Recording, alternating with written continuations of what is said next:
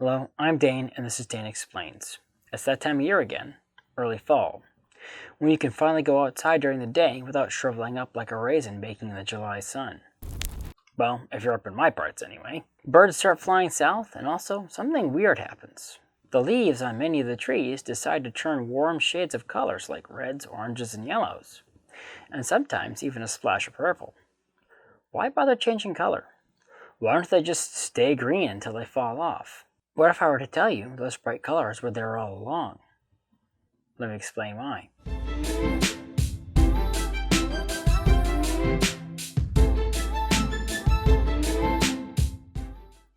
I live in New England, which is made up of the 6 most northeasterly states in the United States.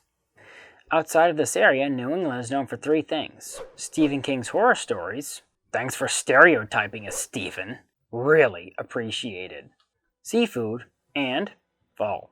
Even if you're not from here, you're probably familiar with many things to do around here that are considered New England because all of the fall-themed things that are paraded out this time of year. And yes, I realize that many of the activities can also be done in other areas as well. Yes, you too, Eastern Canada. But New England is sort of the center of all this fallness.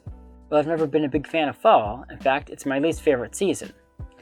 Not early fall so much, but I really hate late fall, when it's freaking freezing. But snow hasn't covered anything, so everything is just gray and dead for like a month and a half sometimes. Well, early to mid-fall has one major redeeming quality: how darn beautiful the fall leaves can be. But why the heck do they do that? Well, actually, many trees don't. No, I'm not talking about the coniferous trees, which keep their greenery all year, except that oddball, the tamarack. You get to be included in the fall display as well. Some leaves do stay pretty much green until the hard frost gets them and the leaves shrivel up and turn brown.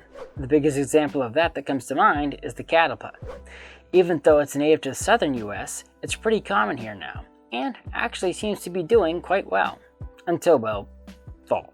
One of the biggest reasons for the fall colors around here are actually due to how prevalent the maple trees are in New England. Although, I think sassafras and poplars are also quite pretty too. However, there aren't as many of them as there are maples. The reason why these trees in particular have such vibrant fall colors is because in addition to chlorophyll, which is found in the energy-collecting organelles inside the cells of the leaves known as chloroplasts, they contain lots of 2 other types of molecules. First are the carotenoids, which are the molecules that give carrots you buy at the grocery store their distinctive orange color. As you've probably guessed, they give the leaves the orange-yellow color. The other group of molecules are the anthocyanins, which give apples their red color. And, as you might have guessed again, they give the leaves their red color. However, they can go beyond that and give the leaves a bit of a purple color as well.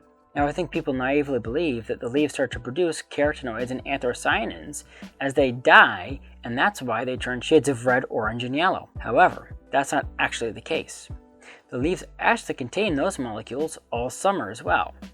You can even spot them sometimes in the young tender leaves of spring. The reason why you can't see them during the summer is that the green of the chlorophyll pigment drowns them out. You can see this if you open up a picture in a paint program on your computer that allows you to delete the green colors. Or maybe this is showing my age, but did you ever notice as a kid that most Sony PlayStation 1 CDs were dyed with a purple looking dye? Well, I did. And that's because the dye filters out green light, allowing you to see all those carotenoids and anthocyanins found in the leaves in all their glory in the middle of summer.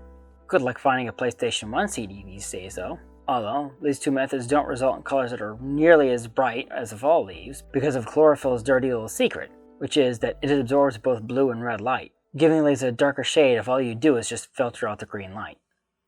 The main reason why the chlorophyll breaks down is because after the days start to get shorter and the weather starts to get cold, it's not needed anymore as the winter approaches. So the plant begins a controlled shutdown of the leaf in preparation for winter. As a safety measure, the plant also forms something that is a bit like a scab between the leaf stem and the twig that not only makes the leaf loose and likely to fall off, it has a protective layer to prevent pathogens from getting into the tree once the leaf does fall off. This is why letting your leaves get frozen off is not a good strategy for a tree. So, when you see those green summer leaves, remember that the brilliant fall color is hidden in every cell, just waiting for fall to come out and show it off. Thank you for watching. If you like this video, please press the like button, subscribe to my channel, and ding the bell to get notified when I post new videos. Also, please support me on Patreon. link in the description. The more people who support me, the more time I can dedicate to making videos like this one. So, until next time, have a great week.